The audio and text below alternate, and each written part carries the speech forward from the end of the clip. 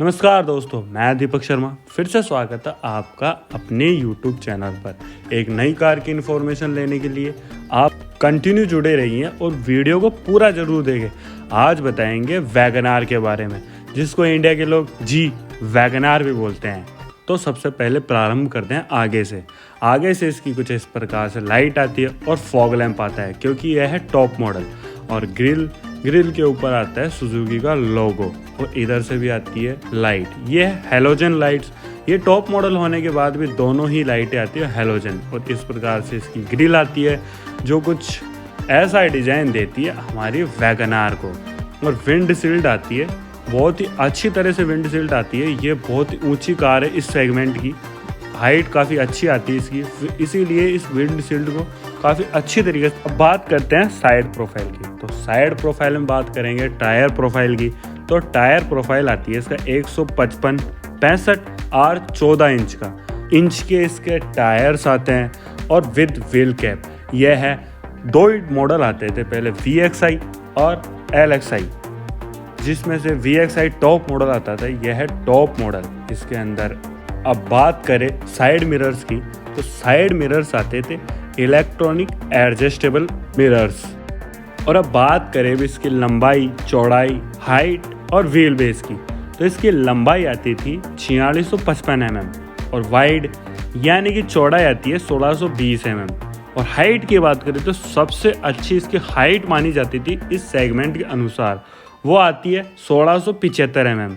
और wheel base की बात करें तो व्हील बेस आता है 2432 mm का इसका व्हील। रियर प्रोफाइल की बात करें तो सबसे पहले बात करते हैं टेल लैंप की। ये टेल लैंप इस प्रकार से डिजाइन है कि इसके अंदर ही आते हैं इंडिकेटर का ऑप्शन और नीचे आती है लाइट, और यहाँ आ जाते हैं मारुति सुजुकी की बैचिंग। और अगर ऊपर चलें तो ये टॉप मॉडल है, इसके कारण इसके अंदर आता है वाइपर, रियर वाइपर, और इसके ऊपर आता है वॉशर।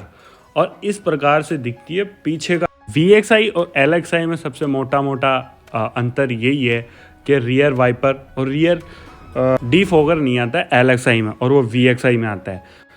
और अब थोड़ा नीचे चलते तो यहाँ पे आ जाती है VXI की बैचिंग, और इस बैचिंग से ही पता चलता है कि कौन से वेरिएंट की कार है।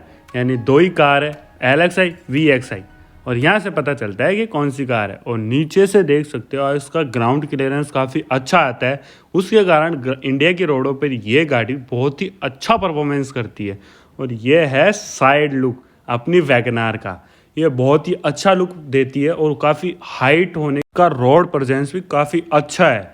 और इधर से देखें तो इस प्रकार से इसके कुछ डोर हैंडल्स, और ये है इलेक्ट्रॉनिक।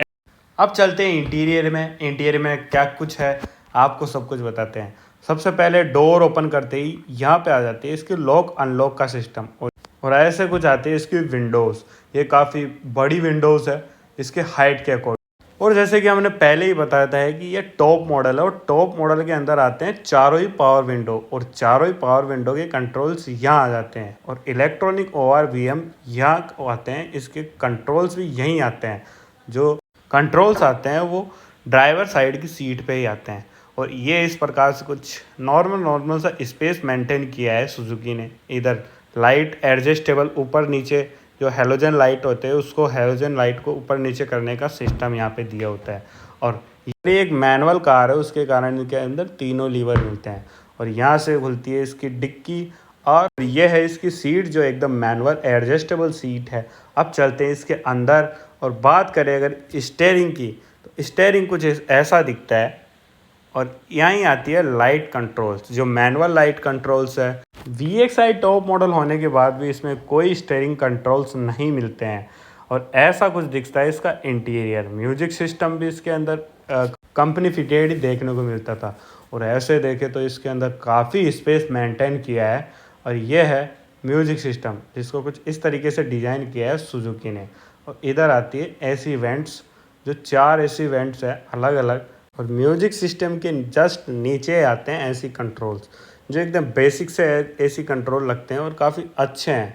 और यहाँ आते हैं इनके 3 लीवर, जैसे क्लच, ब्रेक, और एक आता है रेस। और ऐसा कुछ 5 स्पीड ट्रांसमिशन गियर आता है, और इसमें रिवर्स का ही ऑप्शन आता है। और यहाँ बीच में आता है इसका हैंड ब्रेक। और इधर देखिए स्पेस में यहाँ आता है इसका ग्लव बॉक्स। 2 ग्लव बॉक्स आते हैं इसके अंदर, जिसमें से ऊपर भी इसका ग्लव बॉक्स खोलता है और अगर ये देखें तो नीचे इसका ग्लव बॉक्स खोलता है। और काफ़ी स्पेस मेंटेन किया है इसमें। और यहाँ से ये नीचे स्पेस दिया गया है, नॉर्मल सा स्पेस है पर काफ़ी इम्पोर्टेंट है। और यहाँ पे लेफ़्ट साइड के गेट में इधर मिलता है कुछ स्पेस और ऊपर मिलता है विंडो को ओपन और क्लोज करने का कंट्रोल्स मिलते हैं यहाँ। और इस प्रकार से बंद कर सकते हैं इसको। और ये देखो इसमें मिलता है आर्म रेस्ट, और आर्म रेस्ट में भी अच्छा स्पेस मिलता है। और यहाँ ऊपर देखें तो ये भी हेलोजन लाइट आती है। और सनगार्ड की बात करें तो इसके अंदर 2 सनगार्ड आते हैं। जो ड्राइवर साइड का सनगार्ड आता है उसके अंदर मिरर नहीं आता है। दूसरी साइड के सनगार्ड की बात करें तो वो उसके अंदर मिरर आता है और इसको बोलते हैं वैनिटी मिरर। और इधर होल्ड करने के लिए तो फर्स्ट रो तो अपन ने पूरी देख ली और काफ़ी स्पेसियस भी है। अब चलते हैं सेकंड रो में। सेकंड रो में चलने से पहले आपको बता दें कि इसमें काफ़ी स्पेस है, जैसे की होल्डर, और डोर को ओपन करते ही दिख जाता है इसका पावर विंडो। चारों पावर विंडो, इसके कारण पीछे भी इसके कंट्रोल्स दिए हुए हैं। इसके अंदर आ जाते हैं 2 एडजस्टेबल हेडरेस्ट। ये टॉप मॉडल है, इसके कारण इसमें एडजस्टेबल हेडरेस्ट मिल जाते हैं। और यहाँ पे 3 बंदे काफ़ी अच्छे से बैठ सकते हैं सेकंड रो में। और वैगनार को काफ़ी स्पेसियस बना गया है, जिसके कारण आज भी ये बहुत ही अच्छे तरीके से चल पा रही है इंडिया में। अब चलते हैं इसके पीछे यानी बूट स्पेस में। इसका बूट स्पेस इस सेगमेंट का काफ़ी अच्छा बूट स्पेस मान सकते हैं। 341 लीटर का इसका बूट स्पेस आता है और इसके अंदर ही आता है स्पेयर व्हील। और यहाँ आती है नंबर दिखाने के लिए लाइट, जो बहुत ही इंपॉर्टेंट है सिक्योरिटी पर्पज से। बूट को होल्ड करने के लिए पावर होल्डर्स आते हैं और इस सेगमेंट में इतना स्पेस बहुत ही कम कारों में मिलता है। इसमें बहुत अच्छा बूट स्पेस मिलता है, जिसके कारण इसको कहीं भी ट्रिप पे भी लेके जाते हैं तो आराम से सामान हम रख सकते हैं इसके अंदर।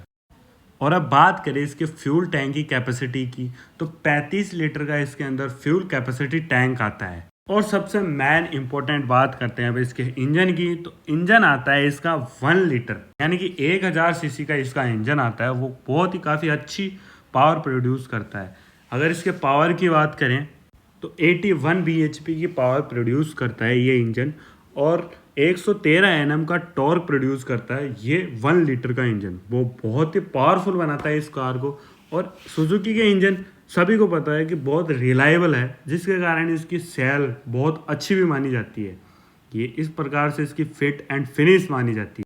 थैंक यू आप सभी का वीडियो पूरा देखने के लिए। और ऐसे ही कारों के और इन्फॉर्मेटिव वीडियो देखने के लिए हमारे चैनल को सब्सक्राइब जरूर